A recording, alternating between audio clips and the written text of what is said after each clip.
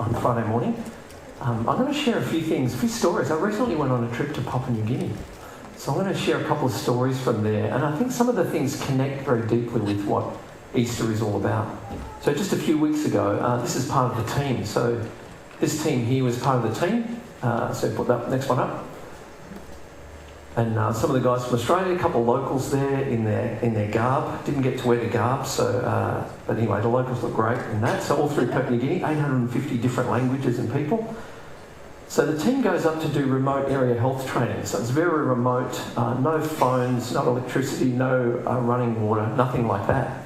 So we went to some remote villages, and we've been to this place before. About 8 years ago, this one of the villages we went to, there was a conflict that arose. So there's a gold mine not far from there, and some of the young men had been fighting about who was going to get the gold. And they started hacking each other up with some knives, and a couple of them were injured. And they came to the village we were at, because we had some nurses, and they came to get some help. Not only help though, they also wanted revenge. So the thing about it is, you know the scene in Crocodile Dundee when the guy says, "That's not a knife"? I can tell you that's not a knife. This is what a knife looks like. Something like this in PNG. So that's a knife. They're about this big, and people carry them around, most of the time as tools, not weapons. So these are real knives. So these guys came to the village, wanted to be attended to, but also looking for revenge. And the idea is, you don't have to just go for the people who got you. You go for anyone in their family. Anyone from their village, they're fair game. So these young guys were walking through the village with knives like this. One guy had a spear and another guy had a sword. And we were in the village at the time, about 8 years ago. Pretty scary. That afternoon, one of the workers in our team, who's a local, he went down to the boats because he was trying to get back to his village, because he was from the village that they were after these people. But as he got into the boat, he got slashed across the back with a machete, and he was okay, but he got away. So he just escaped. That night we had a meeting in the village. So I remember being in this house. We had about 50 people around us. There was all sorts of conversations going on in this place. And we told them we were going to leave the village early because of the violence, because these young guys were kind of going crazy. They were very sorry. After this, they had what they call a talk sorry. So everybody came around, we shook their hands, and it seemed as if that was the end of the matter. And so, we did leave the next day. But we went back since, and we had good relationships with these people. And we said to them, but if you want teams to come, you really have to make it that there's safety. You can't have people running around with knives like this. So that was 8 years ago, and we have been back since. We thought the issue was resolved. Fast forward to this trip we've just had, March 2023. Went back to the same village again to do some training. We travelled on the river. It's about a 6-hour trip. We got to the village and they had a traditional sing-sing, which is people, having guitars and drums and welcoming you into the village, and that was great. We went into a little house which had no walls, that would keep you cool, and we exchanged greetings, which was all great. Then something that happened that was unexpected. So the next picture, this is some of the guys. This is actually the guys who were there. These were the leaders of the village, and they were coming to welcome us, and they wanted to have a conversation. And so we noticed something on the ground. So that thing on the ground at the front there, the next one is a close-up of that. It was a rooster. So let's go back. Can we get a close-up of the rooster? There he is. Oh, next one, yeah. They had a rooster on the ground. Now, we called him Rudolph, but anyway. They had a rooster, and this rooster was going to be a gift to us for the purpose of reconciliation. So the trouble occurred 8 years before. We'd had a long talk with everyone, and for us, we're concerned, the matter was dealt with and completely taken care of. That was the end of it. We were happy to return to the village. We weren't offended. It had been dealt with years before, but in their minds, the offence still existed. They still felt guilty. They still felt ashamed of what had happened back then. And they felt compelled to offer us the traditional gift of reconciliation. That's what the rooster was about. As human beings, we can carry guilt and shame with us. Sometimes we can carry these things for a long time. there might have already been amends made in some way with the person or the people that were offended or we were offended by. But deep down, guilt can still remain. Shame can remain. We can be like the people in the village. Even after things have been said and done, we can still carry this sense. We have memories that might cause us pain. And maybe this is actually crossover here, and there's all sorts of words. So we have fear, guilt, gone astray, oppression, rejection, brokenness, grief, shame. There's all sorts of words on there, and we can carry these things in our lives. Sometimes we carry these things for our whole life. We carry them for a long time. And they may not be on the surface. They may be kind of underneath, hidden. And when they're hidden inside, they can affect us. They can lead to a diminished life. Sometimes they can lead to depression or anxiety. They can eat away our confidence in life. The guilt and the shame can sit with us often for decades. It takes away our sense of well-being. It sucks the joy from our life when we're carrying these things around. The people in the village felt guilt and shame for what had happened all those years ago. And they were still carrying it. They felt we have to do something. We still have this feeling inside that things are not right. So they presented the chicken as part of their ancient ritual. And the idea is the gift helps remove the sense of guilt and shame. It helps put things right with the person that was offended. Something else happened on that trip that was quite exciting. We drilled a well. Now, we didn't think we'd be able to drill a well. We didn't have the equipment. We just had a few shovels. We had a few pumps made of PVC pipes. Nothing else, though. But we went to the village and we started talking about water quality. How are you guys going with water quality? And they said, we drink from the river. And people are often sick because of that. They don't have any other source of water. So we said, well, maybe we should think about drilling a well. Do you have any equipment? And first of all, they said no. But a few hours later, it was a miracle. Somebody produced this. They produced a 12-metre long auger which drills into the ground. It had been in the village for decades and no one had used it. So got around and started to drill a well. And as you drill, you take out each layer of dirt. You sort of drill down and you take out, and you start to see a picture of each layer of what's underneath the surface. So it started, there was clay. It was kind of really heavy clay. And that was down for a while, for a couple of metres at least, there was clay. And then there was a layer of sand. It was dark sand. The good thing about sand, if you have sand, water can penetrate into the sand and you can actually have a well. And we got to 7 metres and there were 2 layers of sand in those 7 metres. That's as deep as we got, but it was deep enough. Now it turns out somebody else had, under their village hut, a 6-metre long piece of 100mm PVC pipe. So these guys, so what we did was took little cuts. We had some saws and they cut the PVC about every 2 centimetres all the way along. The idea being that if you put that in the ground, the water can seep in but the dirt doesn't come in. So this was perfect for making a well. The pipe ended up in the hole. Water began to flow. After a couple of hours pumping, it became clear. Here's the well. And the next one, I think, shows the well. So they started that, the water was coming out from underneath the ground and it got clearer and clearer as the day went on, as they kept pumping. It was quite amazing. We were amazed. We didn't have the equipment. It was there. Started to think about that drill. Before we drilled, what was underneath was a mystery. All we could see was the grass on the ground. We didn't know what the soil was like underneath or if there would be water. But as the drill went down, it began to reveal what was underneath. Clay, clay, clay, sand, more clay, and then some more sand. You couldn't see any of that from the surface. It was all under the surface, it was all underneath. Because we found sand, water would flow and the well was possible. I think our hearts are a bit like this. Under the surface, there can be things in our hearts, things that have happened to us, things that have been laid down in the history of our life. We all have history. Just like the river lays down layers on the side, our lives are like that. Things get laid down in our life. Things we've done, hurts we've experienced, regrets that we have about the past. Other people probably don't see many of these, but deep down, underneath the surface, there can be grief and guilt and shame from the experiences that have accumulated in our lives. So under the surface, the people in the village, they held a collective grief, a collective sense of guilt and shame. They felt as individuals as well. They were ashamed of events that happened 8 years before. They were deeply sorry for what had happened.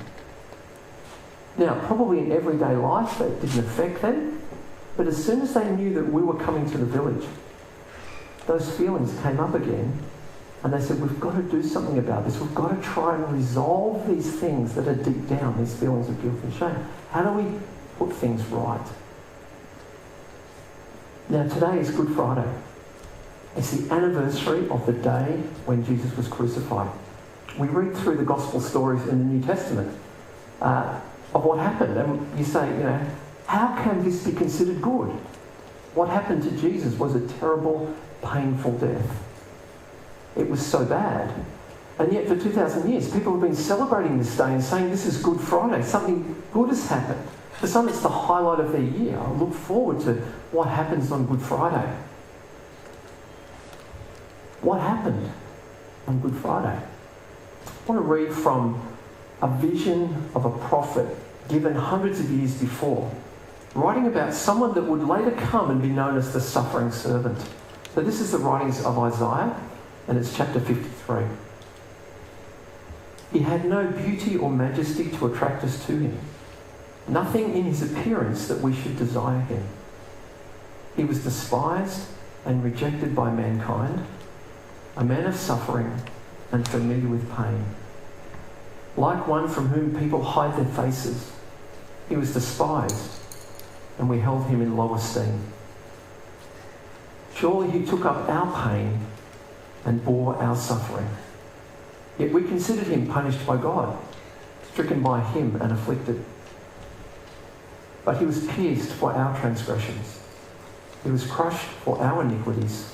The punishment that brought us peace was upon him, and by his wounds we are healed. We all, like sheep, have gone astray. Each of us has turned to our own way, and the Lord has laid on him the iniquity of us all. In the Old Testament, and in all ancient cultures actually, there's a system of sacrifices. In the Old Testament, they occurred in a tabernacle, which is a tent, and there was the Ark of the Covenant where the sacrifice would be given.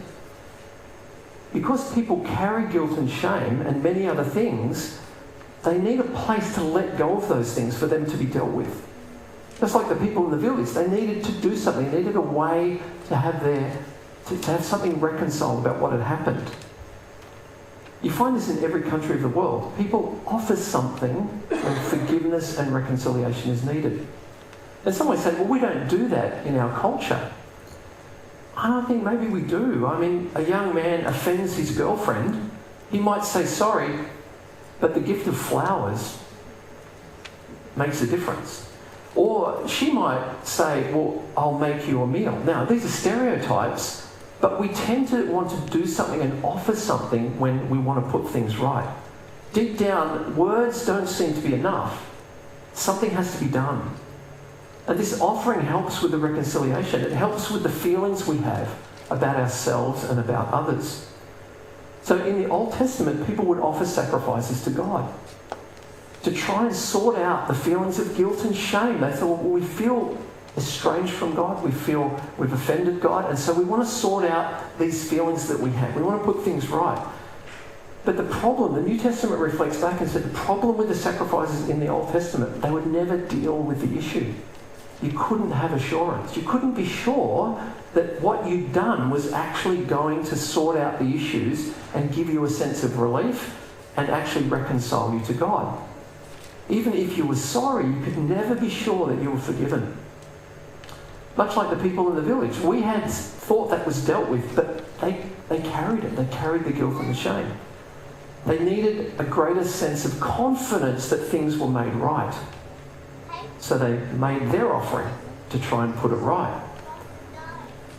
in the story of the Bible, something profound happens when Jesus comes on the scene. He does some amazing things in his life, but the direction of his life is focused towards the end of his life. Consistently we see it focusing towards the cross. About half of the material in the Gospels is about the journey to the cross. It's all heading in that direction. We know that Jesus suffered terribly. The Romans were in charge. They knew how to punish their enemies. They invented crucifixion because it was the cruelest way you could make someone suffer, and that would terrify everybody else. Don't go against us. So at one level, Jesus is dying as a political dissident. Claims were made about him that he was the Son of God, that he was a king. Now, he didn't deny those claims, but that claim is a challenge to Caesar, because Caesar wants to be the only king, and if you challenge that, you're going to get in trouble with Caesar. Now, Jesus didn't mean that he was coming to fight Caesar particularly, but Caesar doesn't tolerate any rivals. So to punish him, the system makes an example of him and sends him to the cross. So on that Friday, the first Good Friday, he's nailed to a cross. He's crucified. Many other people were crucified. It's not something that was unique to Jesus. There's nothing essentially different about the crucifixion of Jesus. Many others were crucified in the same way. On the surface, there's nothing different. But when we look at these ancient stories and prophecies about this person who was to come, we realise that under the surface, something profound was taking place. Let's read again. So this is verse 5 again. He was pierced for our transgressions. He was crushed for our iniquities. The punishment that brought us peace was on him, and by his wounds we are healed. We all, like sheep, have gone astray. Each of us has turned to our own way, and the Lord has laid on him the iniquity of us all. So that ancient text lets us know what is actually happening under the surface. He is suffering on the cross like many others, but he's not suffering because of his own wrongdoing. He's suffering. He's being pierced, crushed, punished for our transgressions and iniquities, for the things that we've done wrong. And it's by those wounds that we are made whole, that we are healed, that our reconciliation with God takes place. So somehow all the words that are on the cross there, the things that lie underneath, the things we carry in our lives from our histories and our circumstances, they are placed on him. The things in our lives are transferred to him on the cross. He carries them. On the cross, an innocent person takes the pain and the shame and the guilt and the sin upon himself. He doesn't deserve it. He takes it from us. If we were to take that drill and we were to drill down in the history of humanity, we'd see all this stuff. We'd see all the crime. We'd see the atrocities. We'd see all the words spoken, all the things that have been done in history, and it would be terrible. If we went down into any of our lives, there'd be things in there. We say, well, I don't want that on the surface. I'd rather it be there. Maybe things from long ago. And on the cross, all of these things transferred to Jesus. He accepts them willingly. He says, I'll take it. He becomes the sacrifice of reconciliation that we need to restore us to God, and so that all of these things are taken from us so that we can be free. That's the meaning behind the cross. It's a terrible and a painful event for Jesus. But under the surface, something else is taking place. There's a transaction taking place. Our sin and shame is transferred to him. He carries it all. He takes it from us. And if he takes it from us, it's no longer with us. He has taken it from us. And that's the essential message of the Christian faith. It's not about self-improvement. It's not about fixing your life yourself. The good news is that God has come in the person of Jesus, and on his own initiative, he's accepted the price that it costs for us to be free. For reconciliation between humanity and God, and for each one of us and God to take place. I wonder if you know that that's true for you. Is that something that you feel confident in? Is that something in your life you've realised, that was for me? He did that for me.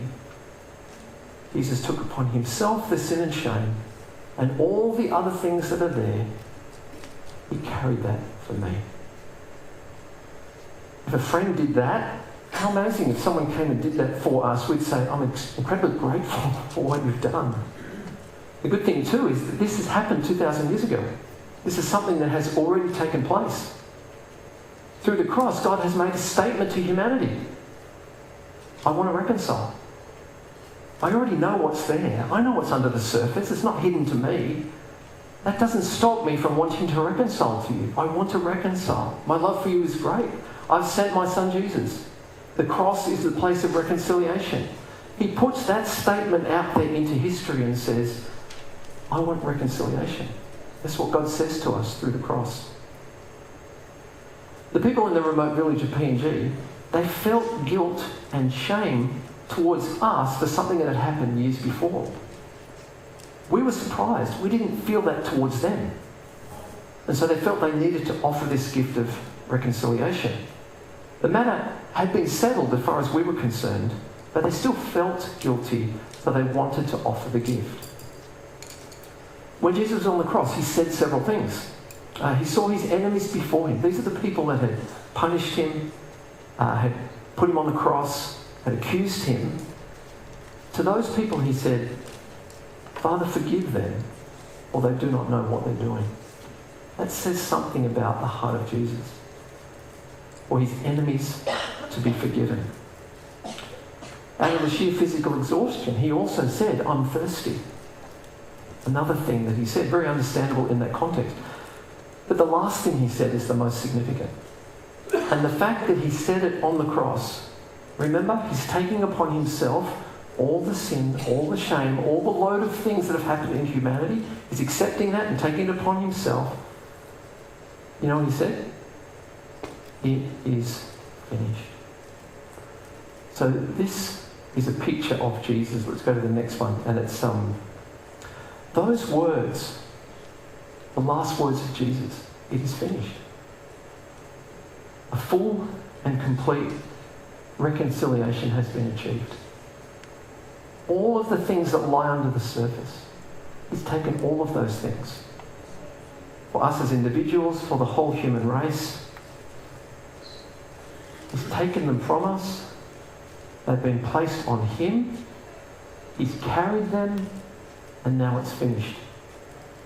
It's like this has happened.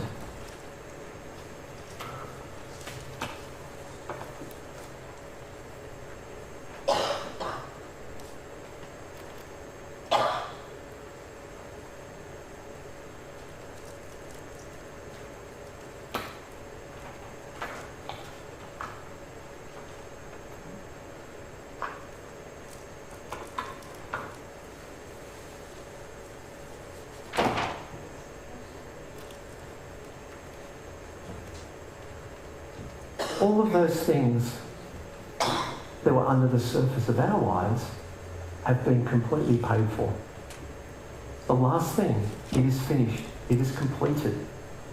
And if it's finished, that means that we don't have to carry them anymore. The significance of Good Friday is that Jesus has taken these things upon himself willingly. Despite the violence that was done against him and his suffering, that's why we call it Good Friday. The work has been done. Reconciliation has been achieved. The bill has been paid. The gift has been given. We can receive that and know with confidence that we have reconciliation with God. He's carried our sin and our shame. Let's pray. God, we thank you for Good Friday. Thank you for Jesus. Thank you for the sacrifice of his life, his body, his blood that brought reconciliation for us. We remember him today. Thank you that this is the sort of God that you are. You reach in and take our pain, shame, our sin, our guilt, and all those things. You take them upon yourself.